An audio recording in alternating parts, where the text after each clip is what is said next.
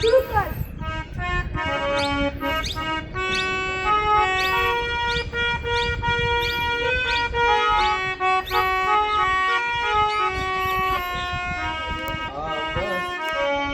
दिया इस जीवन का सब भार तुम्हारे हाथों में। इस जीवन का सब भार तुम्हारे हाथों में है जीत तुम्हारे हाथों में।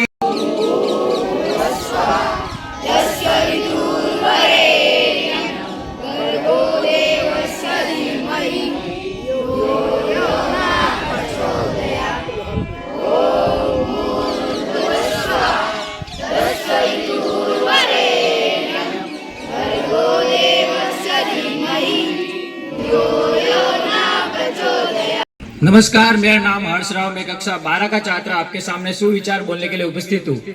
जीवन में धैर्य, सही दृष्टिकोण और नियंत्रण प्रयास ही सफलता की नई कुंजी है। नमस्कार, मेरा नाम सुमन, मैं कक्षा 10th की छात्रा आपके सामने संस्कृत श्लोक बोलने के लिए उपस्थित हूँ।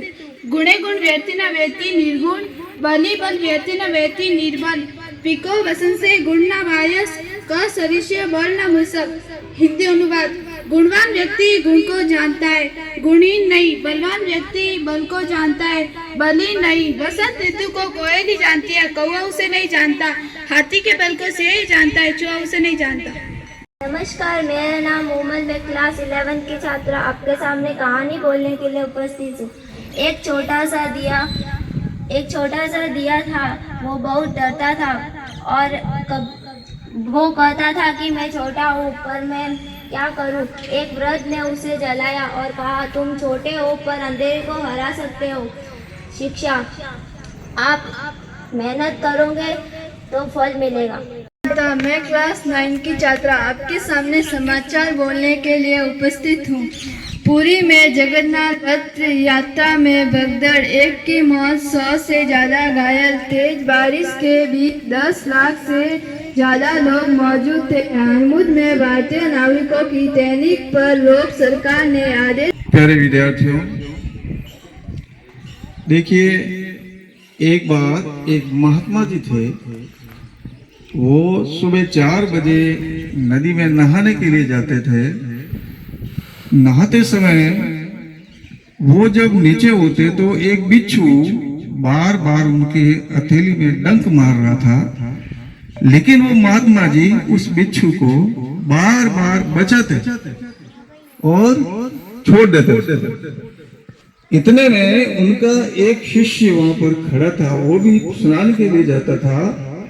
उसने देखा और गुरुजी से पूछा कि गुरुदेव, ये बिच्छू आपको बार बार डंक मार रहा है, फिर भी आप उसको बचा रहे हो। तो गुरुजी ने कहा, बेटे, जिनका स्वभाव खराब होता है, डंक मारने का होता है, वो डंक ही मारेगा, लेकिन हमें अपनी सज्जनता को नहीं छोड़ना चाहिए। कहने का मतलब, जो हमारा बुरा करे उसका भी हमें क्या करना चाहिए? क्या करना चाहिए? भला। बहुत बढ़िया। समस्त स्टाफ साथियों और प्यारे विद्यार्थियों, हमारे ऊर्जावान कलेक्टर महोदय गोस्वामी जी द्वारा पाली जिले के अंदर मिशन मानस अभियान चलाया गया, जो बहुत ही अच्छा है। इससे विद्यालय का सर्वांगीण विकास होगा, जिसके अंदर प्रार्थना सभा भी एक उनका पार्ट है। जब प्रार्थना सभा रोचक होगी तो दिन भर आपका पढ़ने में मन लगेगा। आज अपना प्रार्थना सभा के अंदर सावधान, विश्राम, सावधान। तो दोनों हाथ ऊपर करते हुए ताड़ासन करेंगे। सबसे पहले ताड़ासन की पोजीशन में आते हुए पंजों पे खड़े रहेंगे और हाथों को ऊपर खींचते हुए अब धीरे धीरे इसको बद्ध ताड़ासन में आ जाएंगे। वेरिएशन है ये बद्ध ताड़ासन। उसके बाद में तिर्यक ताड़ासन। तिर्यक ताड़ासन के अंदर सबसे पहले आपको कोटड़ी की तरफ जाना है। सब झुक जाओ उधर। Very good. अब वापस सीधे आ जाओ।